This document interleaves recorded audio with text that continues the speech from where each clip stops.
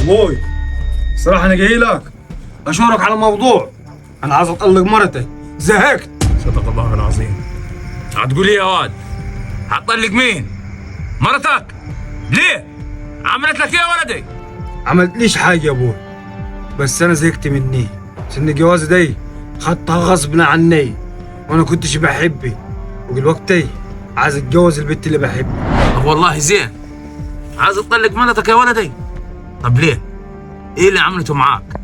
ده ستر بيتك، واقفه معاك كتف في كتف، وبتنزل قبلك بالارض وتزرع وتقلع، وجايبه لك الواد والبيت. طب ايه تاني عاوزه؟ قول لي ايه تاني عاوزه؟ انا عاوز اللي بحبها يا ابوي، انا مش عاوزها، مش عاوزها يا اخي، زهقت مني. انت بتقول ايه يا واد؟ ده بنت عمك، ايه اللي عصونك وعصون شرفك؟ عاوز تجيب لي واحده من الشارع وتدخلها بيتي؟ لا لا والف لا. اسمع هم كلمتين، تقعد زي المركوب هني وتاخذ بنت عمك وتراضيه وتبوس دماغها، الا لو عاوزها تحت الشارع داي تطلع من بيتي، ولكش حاجه عندي، وعيالك هعرف اربيهم احسن منك. سامع يا واد؟ سامع يا ابوي، بس انا بنت عمي كنتش راضي بيها من الاول. انتوا اللي غصبتوني على الجوازه دي، بس انا عاوز البنت اللي بحبها. ما انا عارفك بتفكر غلط، طول عمرك بتفكر غلط. يعني ايه؟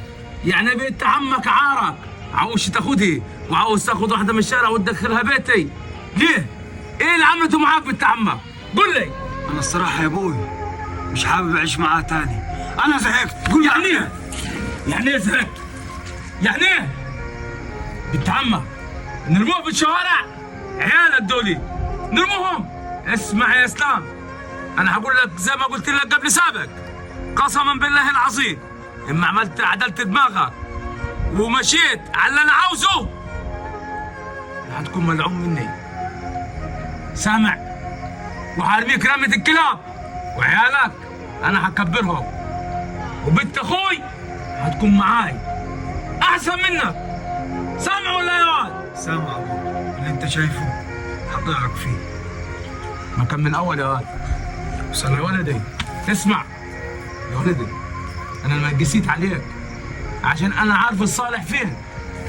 ده بنت عمك، احنا عارفين نسبني، بنت اخوي، اما اللي جابها لي من الشارع ده يا واد عاوز تدخلها لي بيتي.